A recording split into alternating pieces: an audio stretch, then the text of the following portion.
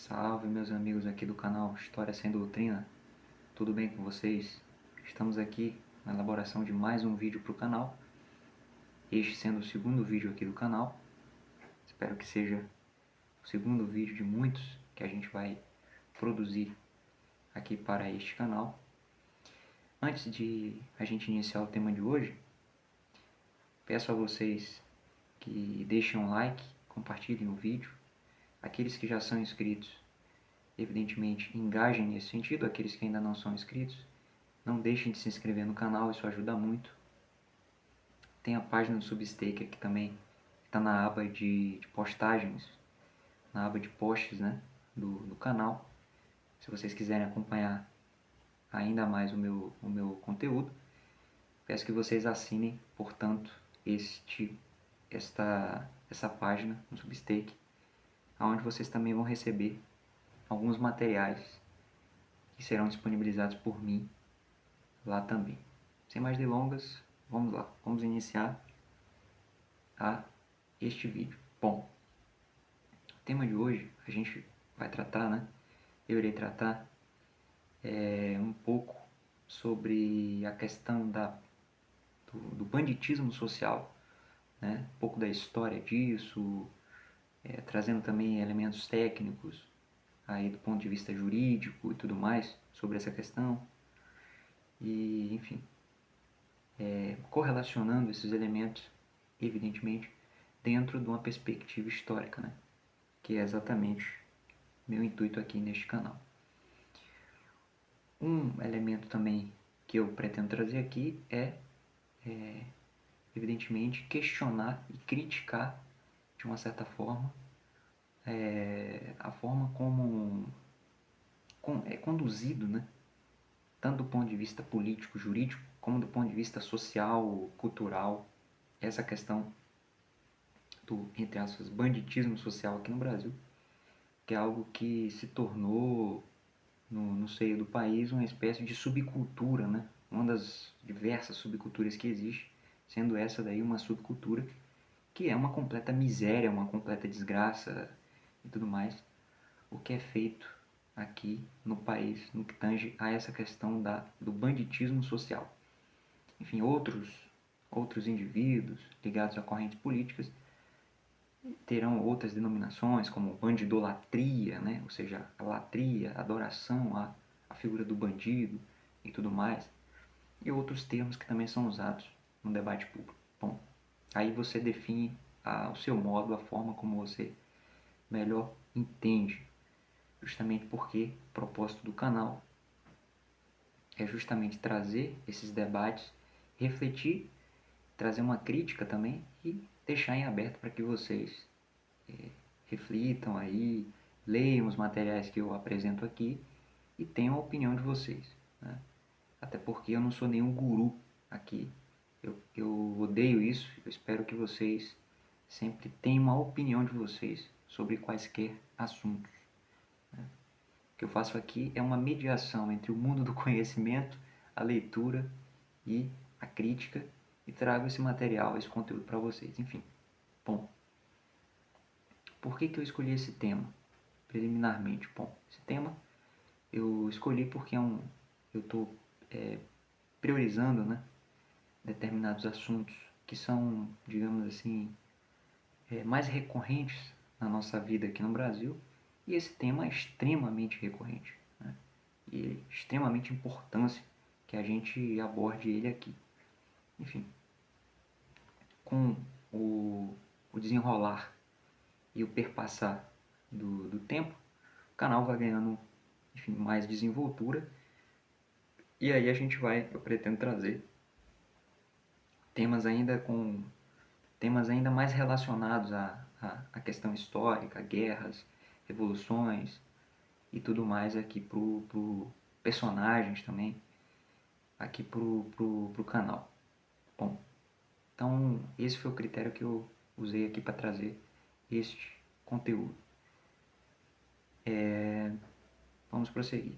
Bom, uma coisa que é sempre interessante quando a gente vai abordar esse tema do banditismo, ou bandidolatria, enfim, defina da melhor maneira que você achar, é que é algo que geralmente se tem muitas confusões, né? Quando a gente, por exemplo, a gente estuda as obras de alguns autores, até de esquerda, inclusive autores da historiografia, né? Historiadores, como Eric Hobsbawm, o britânico Eric Hobsbawm. Ele tem um livro muito bom, diga-se de passagem, chamado Bandidos, né? Os Bandidos, depende da tradução, onde ele aborda esse tema, né? Do banditismo social. Inclusive no início, logo no início da obra, ele faz uma distinção muito importante, que é uma distinção terminológica que ele vai fazer ali no início do livro, onde ele vai distinguir o bandido, né, do bandoleiro, né? Essa é a distinção, sendo ali o que ele vai posteriormente classificar como banditismo social, o que está mais próximo do bandoleiro, que é um termo, bandoleiro é um termo catalão do século XVI, como ele diz, e que estava muito vinculado a essas figuras ligadas a esse bandoleirismo, essa imagem do bandoleiro, esses indivíduos, essas figuras, né, esses personagens, eles estavam muito vinculados a movimentos de revoltas sociais, revoltas camponesas, por exemplo. E em várias dessas regiões no antigo Império Espanhol, dentro do território espanhol, você teve inúmeras revoltas sociais. Você teve inúmeras rebeliões, por exemplo, a mais famosa, os comuneiros, Los Comuneros, uma revolta que aconteceu ainda com o imperador Carlos V, ainda governando a Espanha, e que foi liquidada, inclusive, por ordens do próprio imperador, né? Tudo mais. Então, o Hobsbawm ele vai classificar esse tipo de movimento como um movimento de bandoleiros, ou seja, de um movimento de característica social, né? No sentido de que esses indivíduos, apesar de eles estarem dentro da jurisdição, dentro daquela estrutura social, eles viviam em algum tipo de situação em que eles eram ali, sofriam determinadas opressões sociais, não tinham determinados direitos, determinadas prerrogativas, e partiam, portanto, para as rebeliões e para as sublevações, né? Então você tem aí a figura do bandoleiro. E o outro elemento, que é um elemento que está mais presente nos dias de hoje e que está muito ligado à questão do crime hoje, no mundo hoje, principalmente no Ocidente e precisamente no Brasil, não é o bandoleiro, mas é o bandido, né? O bandido, inclusive, é um termo que, como diz o próprio Hobsbawm, é um termo que vem do italiano, bandito, né? Termo que surge no século XV, né? 15, 16, a partir precisamente de uma espécie de limpeza social que foi feito na Itália nessa época pelos papas, né? O Papa Sisto, né? Se eu não me engano, Sexto, Papa Sisto, ele faz ali uma limpeza social, né? Desbaratando inúmeras organizações de bandidos que existiam ali e que esse conceito faz menção exatamente a essa ideia, né? do bandito, né? Como o sujeito fora da lei, o sujeito à margem da lei. E essa é uma diferença muito, muito primordial, porque o bandido ele não atua necessariamente por questões de um movimento social, ele não está muitas vezes ligado a um movimento social. Ele é um indivíduo que ele tem uma aptidão a cometer crimes, de uma certa forma, né? Ele tem ali, ele se caracteriza dentro, enfim, de todo o debate etiológico, né? Ou seja, o debate de causas da criminologia relacionado, e vou até comentar sobre isso depois, sobre essas manifestações que existem, os tipos de causa que vão ali que vão gerar os efeitos, a figura do bandido e os crimes que eles vão cometer posteriormente. Então esse bandido, ele é muito mais esse indivíduo que é classificado como um indivíduo à margem, fora da lei, né? E que atua independentemente de movimento social, de atuação robin hoodiana nesse sentido, ou qualquer coisa do tipo, né? ele visa benefícios próprios, ele visa, e aí o Hobsbawm faz uma análise interessante, apesar dele ser um marxista ou neomarxista, ele não se prende a conceitos necessariamente marxistas, porque o marxismo, ele muito provavelmente iria traduzir esse tipo de ação social no antagonismo de classe. E o Hobsbawm ele vai além disso, ele vai dizer que na verdade não é só um antagonismo de classe.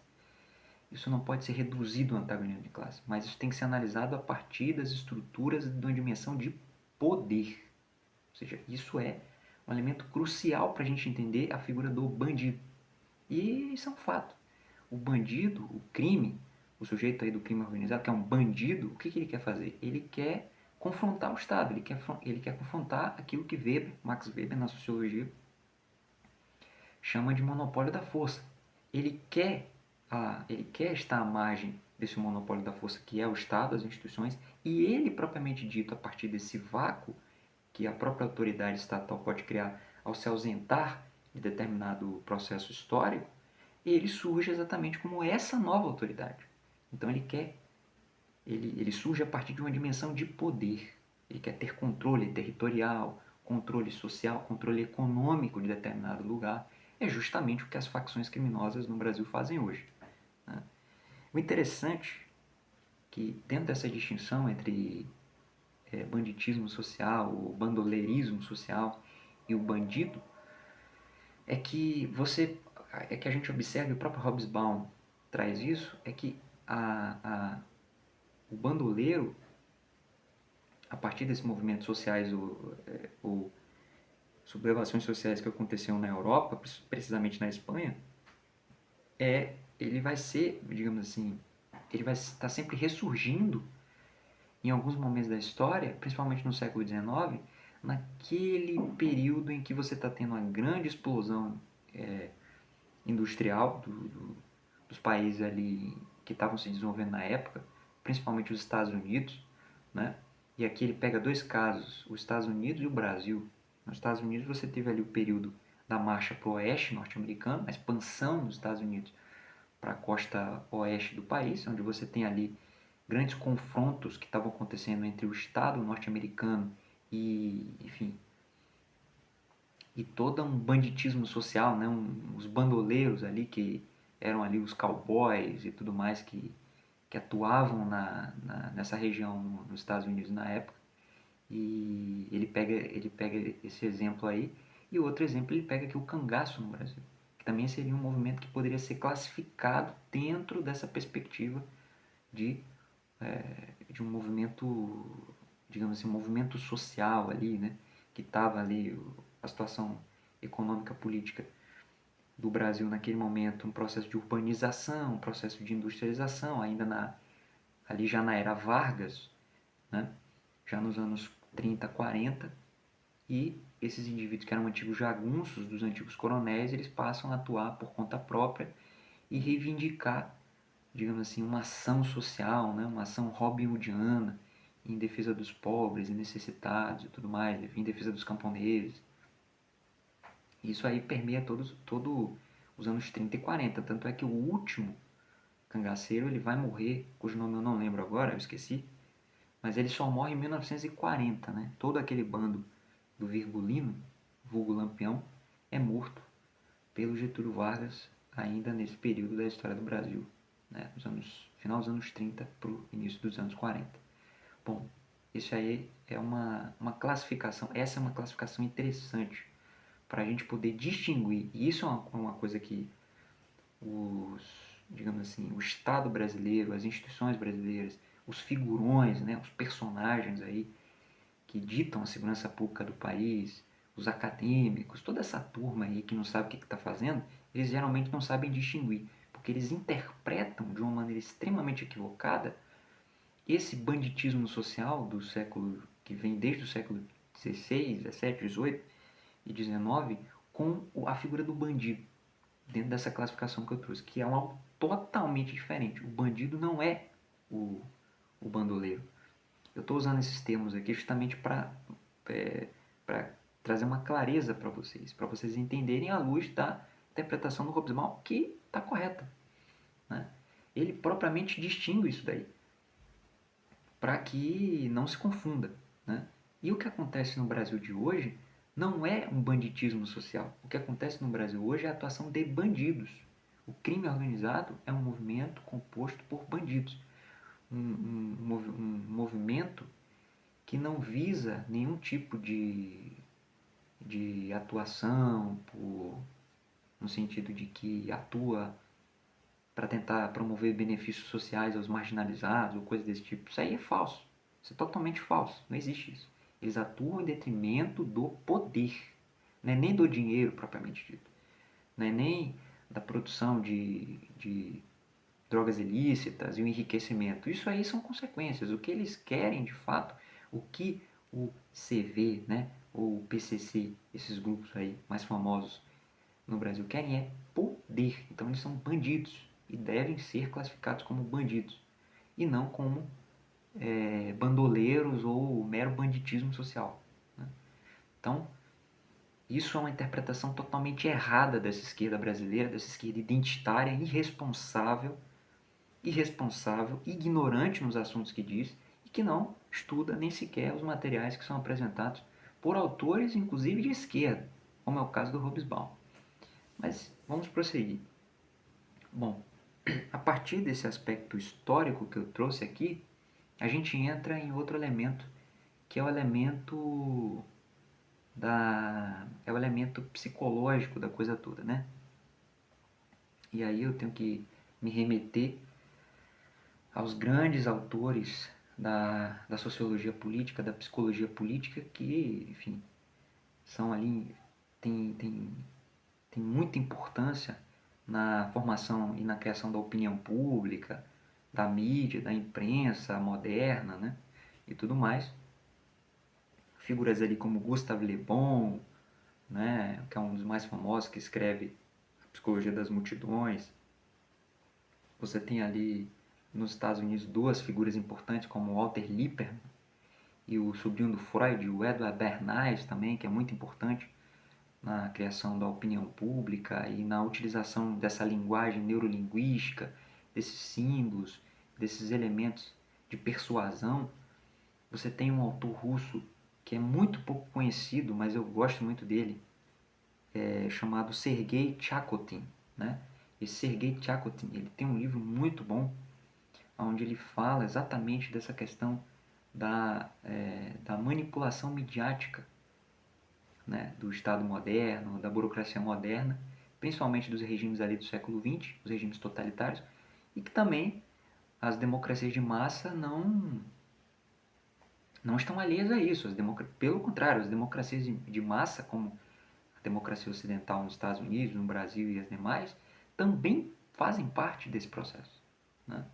Então, o Serguei ele chega até a fazer uma distinção que até ampliar esse debate que o Le Bon e esses outros autores não fazem, né? O George Sorel também, que é outro autor famoso, que usa muito esses elementos. O Tchakotin, ele avança sobre isso, ou seja, ele vai dizer que existem tipos de persuasão. Uma persuasão puramente racional, ou seja, o indivíduo é convencido, a multidão o indivíduo isolado nunca, né? Sempre a multidão, o indivíduo no seu conjunto, na sua coletividade. O indivíduo só não é tão fácil de manipular, mas o indivíduo na sua coletividade, dentro daquilo que uma autora que também desenvolveu muito isso, a Elizabeth Noelle, se eu não me engano o nome dela, que escreve uma teoria chamada espiral do silêncio, que tem muito a ver com essa manipulação midiática, o isolamento da opinião contrária, né, do indivíduo que opina, que se coloca contra o status social. Tudo isso está presente na nossa vida. E é importantíssimo para a gente entender o porquê dessa cultura o bandido, né? Dessa cultura essa tal bandidolatria que existe no Brasil, né? Então é importante, isso está extremamente vinculado aqui. A forma como a imprensa, como esses acadêmicos abobados, toda essa turminha que faz parte aí de uma superestrutura política no Brasil, eles atuam, né? Fomentando essa cultura de adoração ao criminoso, ao bandido, né? Então, e os próprios grupos as próprias facções criminosas, elas entenderam isso. Então elas utilizam também os meios sociais, as mídias sociais e tudo mais, a partir de determinados símbolos, e aí entra aquele tipo de persuasão que o Chacotin vai chamar de persuasão irracional, usando determinados símbolos, determinados conceitos, toda uma linguagem para manipular em grande parte as massas, em grande parte as populações mais carentes, mais pobres, de favelas e tudo mais. Então isso aí é extremamente perigoso, extremamente perigoso. E os próprios grupos já entenderam isso e fazem isso de maneira autônoma, sem muitas vezes da própria alienação feita pelas mídias, pelas grandes corporações midiáticas, que alimentaram, sim senhor, essa coisa toda, né? Essa Rede Globo aí, durante anos, alimentou essa narrativa, né, do bandido, do crime, como se fosse uma coisa maravilhosa. Alimentou, sim senhor. Né? Os filmes hollywoodianos alimentaram muito isso. Então, tem todo aí um arcabouço histórico que a gente não pode, e psicológico, que a gente não pode jogar no mato, não. A gente tem que estudar e entender todo esse processo. Evidentemente que, se eu fosse falar sobre só esse aspecto aí, eu ficaria aqui o dia inteiro falando sobre isso. É um tema, inclusive, que está relacionado à própria guerra cognitiva, a chamada guerra híbrida, que é um outro tema importante que eu pretendo trazer também no canal aqui no futuro. Mas, voltando, né? Essa cultura do criminoso, do bandido, é algo também que está vinculado não só a esse elemento político-psíquico, né? Esse elemento político-psicológico, mas ele está vinculado também a toda a estrutura jurídica do país. Né? Aquilo que os críticos aí desse sistema chamam de garantismo penal. Esse garantismo penal que é aquela tentativa escrota e totalmente insana, elucubrativa, de tentar importar conceitos e teorias do estrangeiro para dentro do Brasil, como é feito por esses políticos, por esses juristas incompetentes do Brasil, que fazem isso na tentativa de querer dizer que está modernizando as instituições, essa coisa toda. Né? Então isso acontece muito a partir do tal do garantismo penal. Né? Tem até um autor, o Luigi Ferrajoli, né?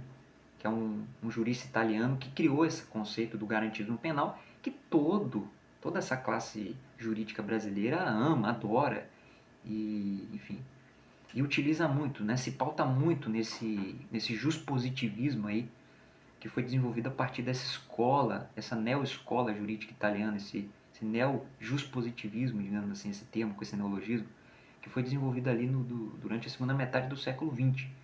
E evidentemente que é importado aqui para o Brasil. Né? E claro, como essas teses, essas teorias, na maioria das vezes, elas se contradizem com a sociedade vigente, com a sociedade em questão, evidentemente que vai haver problemas ali. Vai haver problemas não só de análise, não só de planejamento no que tange ao combate ao crime, a penalização disso tudo, como os dados, os índices mostram que essas teorias deram totalmente errada no Brasil.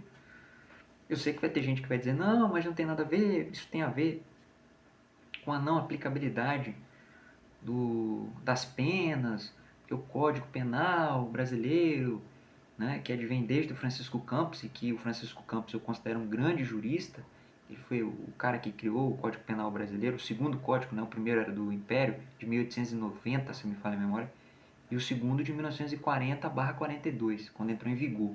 Então teve participação ali do Hungria, de grandes juristas da época, que ajudaram a criar esse Código Penal nacional, que depois passou por reformas, já no século XXI, acho que se eu não me engano a última grande reforma, 2009 ou 2008, se me falha a memória.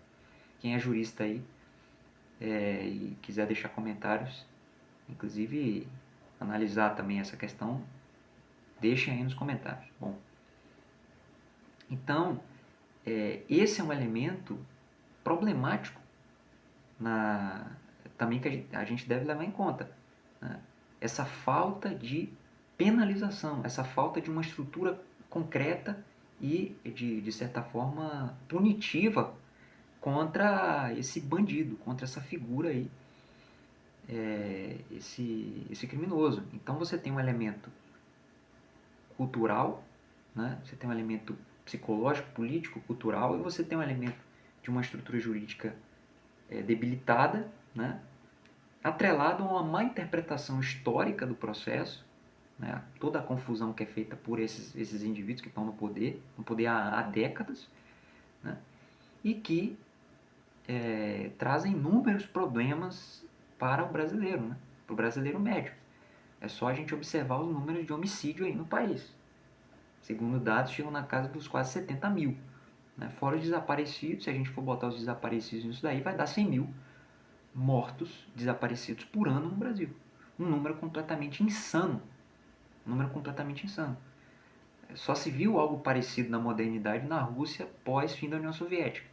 Né? Já na Federação Russa, nos anos 90, quando a Rússia viveu uma crise absurda, política, social e economicamente. Você tinha ali 90 mil homicídios por ano, 100 mil homicídios por ano, uma coisa totalmente absurda também nesses níveis aí. Então você pega ali as principais cidades do Brasil, principalmente as cidades do Nordeste, são as cidades com os piores índices. Você pega toda essa zona metropolitana aqui da região de Salvador, é onde você tem ali os maiores índices de criminalidade. E que, por incrível que pareça, a coisa já se reflete na própria cidade de Salvador. E, de uma certa forma, todo esse índice de homicídios, essa criminalidade que acontecia aqui, foi transferida para lá também. Então, de uma certa forma, a coisa também começa a ficar muito ruim lá. Né? E Salvador começa a despontar aí por conta de má gerência, por conta de canalice, de governadorzinho aí ligado ao PT, que não tem vergonha na cara, que no momento em que outros estados tomam partido para resolver a questão, ele tira o corpo fora, né? A gente tem que apontar o dedo para quem é o verdadeiro culpado, né? Vocês que estão aí, o petismo, o senhor Lula, que está aí, e não me venha com conversa mole de Bolsonaro, que Bolsonaro só ficou 4 anos no poder. Entendeu? Tô falando de vocês que estão aí, vocês governaram mais, vocês foram o movimento político que mais ficaram no poder no século XXI, nesse período da redemocratização. O que é que vocês fizeram para o combate à criminalidade? O que é que vocês fizeram para resolver e solucionar o problema da segurança pública? Absolutamente nada. Então vocês são culpados, sim senhor, do problema. Não adianta jogar a culpa na burguesia, sei lá onde. Ou então jogar a culpa nos Estados Unidos, como os Estados Unidos fosse o único culpado. Os Estados Unidos têm culpa nisso. Eles têm culpa na questão da produção de drogas, do consumo de drogas, na questão da produção de armas, e na maior parte dessas armas ilegais que chegam aqui, são compradas por esses grupos. Então, enfim, o vídeo está aqui com quase já 30 minutos. Eu tinha ainda muito mais coisa para falar sobre a questão do direito penal do inimigo, do Gunther Robert, do Gunther Jacobs, a questão da genealogia desse garantismo penal que vem desde o Cesare Beccaria, o italiano, o jurista italiano, que influenciou muito essas perspectivas, a questão da teoria das janelas quebradas, né, do George Keeling, que teve ali uma influência muito forte no governo de Nova York, né, na prefeitura de Nova York. Foi até o prefeito era o Giuliani, né, acho que era o Rodolfo Giuliani, que de uma certa forma no combate a esses grupos organizados usou ali aquela linguagem da teoria das janelas quebradas, né? Ou seja, se o indivíduo quebra uma janela, se o Estado não fizer nada para consertar, outros indivíduos marginais irão quebrar as outras janelas do prédio e a coisa vai sair totalmente do controle. Então é um debate muito amplo aí que poderia ser feito. Tem a questão da criminologia, que também é muito um assunto que eu gosto de estudar. Né? Tem um autor até argentino, José Ingenieros, que ele usa até um termo para classificar esses criminosos, o hombre medíocre, né? O hombre medíocre, que é um conceito muito interessante, que vai influenciar inclusive autores como Ortega y Gasset, Miguel Unamuno e outros autores espanhóis ali, vitalistas do século XX, autores extremamente influentes. Então é um assunto gigantesco e eu só queria dar uma palhinha aqui sobre isso, trazendo uma análise histórica, enfim, e usando aí os instrumentos das outras ciências que evidentemente são importantes também para a gente poder entender o processo. No mais, valeu, grande abraço, fiquem com Deus.